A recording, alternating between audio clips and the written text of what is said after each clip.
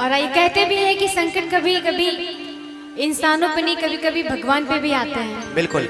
और जब भगवान पे आते हैं तो बड़े बड़े दाय उपाय करने के बावजूद भी वो संकट टलते नहीं और टलते भी हैं, लेकिन उसमें कितनी प्रतिक्रिया करनी होती है। सुनिए इस प्यारे से भजन में। और ये सुंदर सा द्रौपदी चीरहरण की ये प्यारी सी गाथा मैं आप सबके बीच में रखना चाहूंगी। समय की बड़ी विडंबना होती है। एक समय जो एक ऐसा समय है होता है जो कभी कभी इंसान को रोडपति से करोड़पति बना देता है और कभी करोड़पति को रोडपति बना देता है। ये समय की चक्र है, काल का चक्र है। ऐसा नहीं कि इंसानों पे ही सिर्फ समय का चक्र घुमा, ये भगवान पे भी घुमा है। स्वयं कृष्ण भगवान को देखिए, उन्होंने उनके ऊपर जब काल का पहिया घुमा तो कृष्ण भगवान को भी जेल में, कारागार में जन्म लेना पड़ा। और प्रभु श्री राम को 14 वर्ष का वनवास, क्योंकि भगवान थे।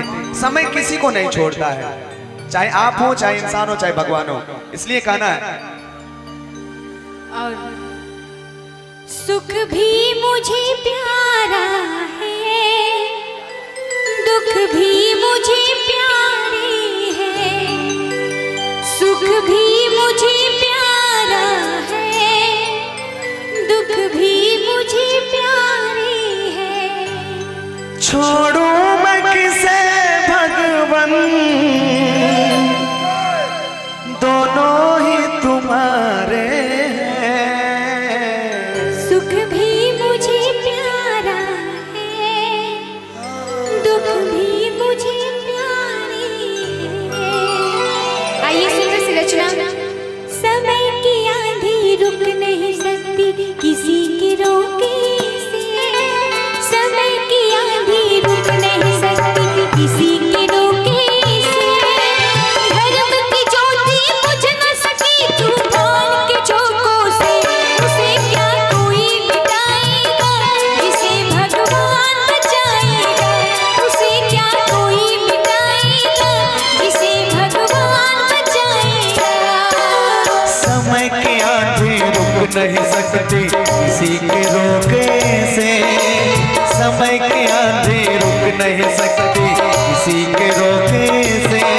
और धर्म की ज्योति बुझ न सकी, धर्म की ज्योति बुझ न सकी तूफान के झोंकों से।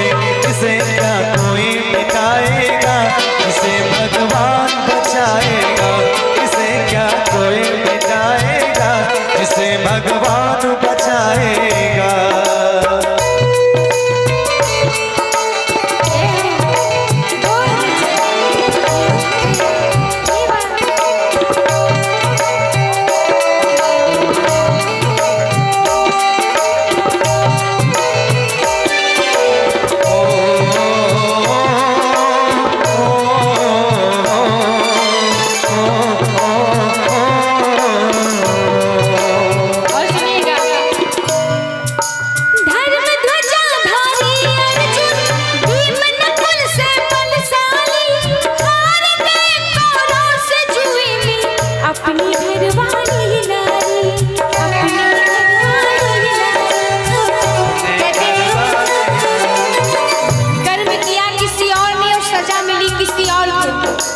द्रौपदी को बिल्कुल भी नहीं पता था कि उनके पति उनको जुए में हार गए हैं।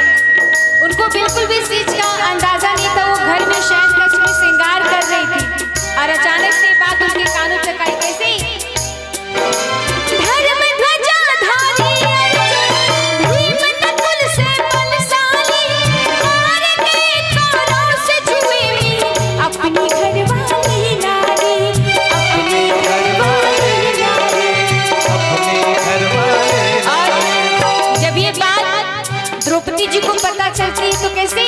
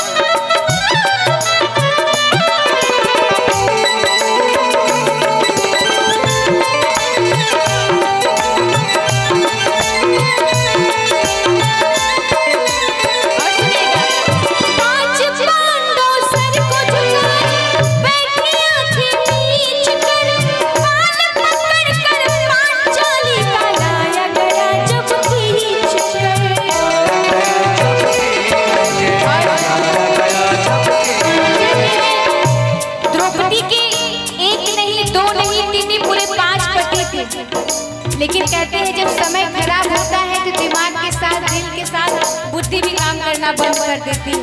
यही होता है समय। कहते हैं समय का जो कहर होता है उससे कोई बच नहीं पाता है। इसलिए कहना क्या,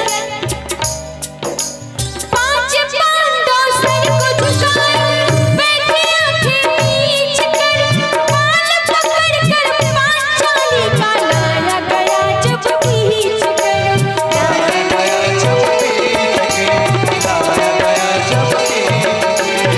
और द्रौपदी जितने भी सभा में गुरुजन थे, द्रौपदी सबके सामने हाथ फैलाती है, रोती है, गिड़गिड़ाती है कि मेरी इज्जत बचा लीजिए, मेरी लाज बचा लीजिए, लेकिन कोई उस समय आगे नहीं होता। सभी लोग समझाते हैं,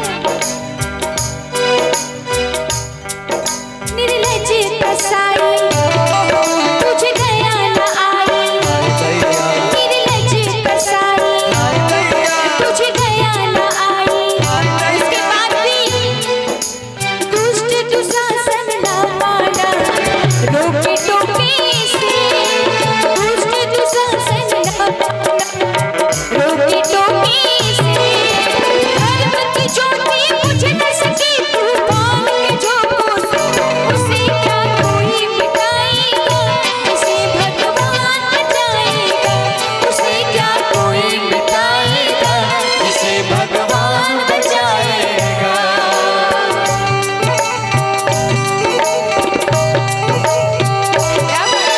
जय श्री हरि बोल जी।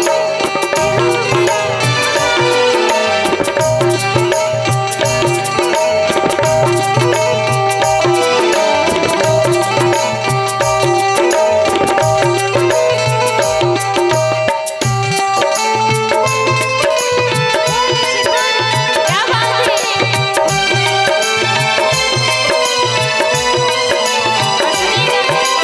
हरे शिकारी तो राक्षस एक हिरणी की खाक में, बोले द्रौपदी नाच भैया तुम्हारे हाथ में।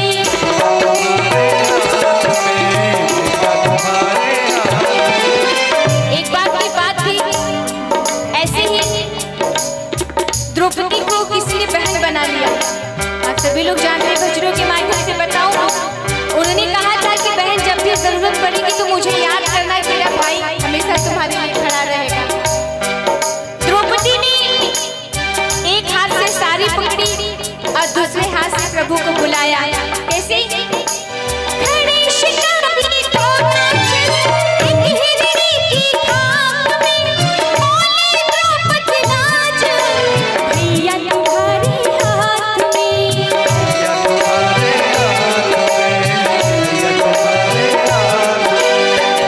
द्रौपदी ने जब दोनों हाथ से साड़ी पकड़ के प्रभु को बुलाया, प्रभु नहीं आया, क्योंकि द्रौपदी को प्रभु पे तो यकीन था, साथ ही साथ अपने हाथों पर भी यकीन था। द्रौपदी ने फिर एक हाथ से साड़ी पकड़ी, दूसरे हाथ को ऊपर उठाया, प्रभु फिर भी नहीं आए, उसको उनको एक हाथ पे यकीन था। लेकिन जब द्रौपदी ने देखा कि अब तो इज्जत जा ही रही है, तो द्रौपदी ने आओ न देखा ताओ दोनों हाथ को ऊपर कर लिए और प्रभु की आराधना में लीन हो गई। कैसे?